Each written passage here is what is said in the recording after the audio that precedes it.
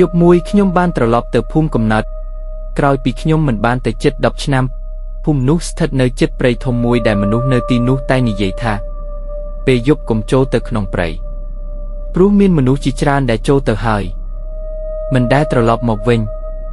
ខ្ញុំមិនជឿរឿងខ្មោចទេតែពេលនោះមិត្តចាស់របស់ខ្ញុំឈ្មោះសុភាបានប្រាប់ខ្ញុំអ្វីមួយវីរៈបើសំឡេងហៅឈ្មោះពីក្នុងព្រៃកុំឆ្លើយវិញខ្ញុំសើចហេតុអ្វីគាត់ឆ្លើយដោយមុខធ្ងន់ព្រោះវាមិនមែនជាមនុស្សទេយប់មួយខ្ញុំនិងមិត្ត3នាក់ទៀតសម្រេចចិត្តទៅព្រៃនោះ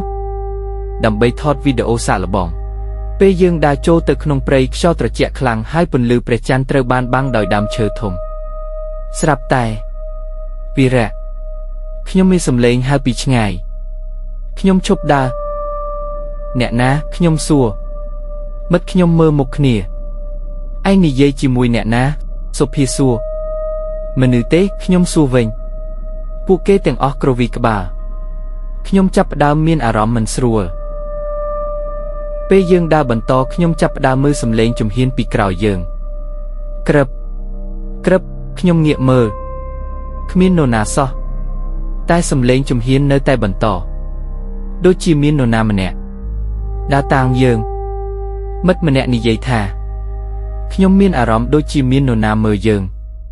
ភ្លាមខ្យល់បក់ខ្លាំងហើយភ្លើងពិលមិត្តខ្ញុំក៏រលត់ក្នុងភាពងឹតនោះយើងឮសំឡេងមនុស្សម្នាក់សាច់តិចពេលយើងបើកភ្លើងពិលវិញយើងឃើញអ្វីមួយនៅចុងផ្លូវ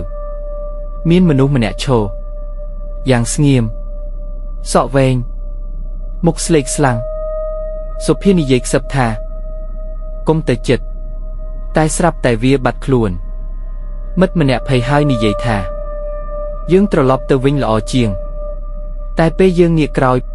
ផ្លូវដែលយើងមកបាត់ទៅហើយគឺយើងកំពុងវង្វេងផ្លូវក្នុងព្រៃនោះយើងចាប់ផ្ដើមដើរបន្តដោយមិនដឹងទៅណាភ្លាមមិត្តខ្ញុំម្នាក់ស្រែកខ្លាំងវីរៈក្រោយក្នុងឯងខ្ញុំបង្វើខ្លួនភ្លាមមានមនុស្សម្នាក់ឈរយ៉ាងជិតខ្ញុំមុខវាលេះរលួចហើយភ្នែកខ្មៅទាំងស្រុងគឺអត់មានភ្នែកទេវាខ្សឹបសំឡេងតិចអ្នកបានត្រឡប់មកវិញហើយភ្លាមនោះវាក៏រត់ចូលក្នុងព្រៃ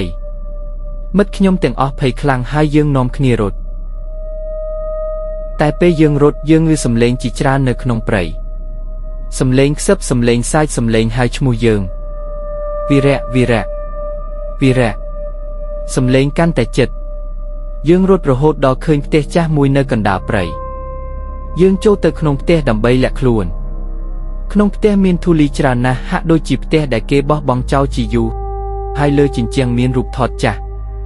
ខ្ញុំយកភ្លើងពើបញ្ចាំងទៅលើរូបថតមួយក្នុងរូបថតនោះមានមនុស្ស4នាក់ឈរជាមួយគ្នាមនុស្សម្នាក់នោះគឺខ្ញុំប៉ុន្តែរូបថតនោះមើលទៅចាស់ណាស់ក្រោមរូបថតសរសេរថាក្រុមអ្នកបាត់ខ្លួនក្នុងព្រៃឆ្នាំ2014មិត្តខ្ញុំទាំងអស់ស្ងាត់មកឈឹងតែក្រែងយើងមកទីនេះថ្ងៃនេះហើយមិត្តខ្ញុំនិយាយភ្លាមខ្ញុំក៏ចាំបានថា10ឆ្នាំមុនខ្ញុំនិងមិត្តបានចូលទៅក្នុងព្រៃនេះដូចគ្នាយើងបានជួបអ្វីមួយហើយមិនអាចរត់ចេញវិញបាននោះមានន័យថាយើងបានស្លាប់នៅទីនេះតាំងពីពេលនោះហើយអ្វីដែលយើងកំពុងជួបពេលនេះគ្រាន់តែជាការស្រមើស្រមៃរបស់យើងដែលភ្លេចថាខ្លួនឯងបានស្លាប់ប៉ុណ្ណោះភ្លាមទ្វារផ្ទះបិទយ៉ាងខ្លាំងក្រៅផ្ទះមានសំឡេងមនុស្សជាច្រើនពេលខ្ញុំមើលតាមបង្អួចខ្ញុំឃើញមនុស្ស4នាក់កំពុងដើរចូលព្រៃ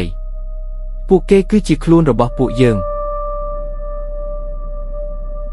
គឺក្រុមយើងកាលពី10ឆ្នាំមុនវិញ្ញាណដែលនៅក្នុងព្រៃកំពុងធ្វើឲ្យយើងនឹកឃើញឡើងវិញដើម្បីឲ្យយើងរស់នៅក្នុងព្រៃនេះជារៀងរហូតហើយឥឡូវនេះយើងក្លាយជាវិញ្ញាណដែលប្រើសម្លេងដើម្បីហៅមនុស្សផ្សេងទៀតឲ្យចូលព្រៃចាប់តាំងពីពេលនោះមកមនុស្សនៅភូមិនោះនិយាយថាពេលយប់នៅព្រៃនោះអ្នកអាចជឿសម្លេងមនុស្សជាច្រើនហៅឈ្មោះអ្នកពីក្នុងព្រៃងឹតហើយសម្លេងមួយក្នុងចំណោមពួកគេគឺជាសម្លេងខ្ញុំ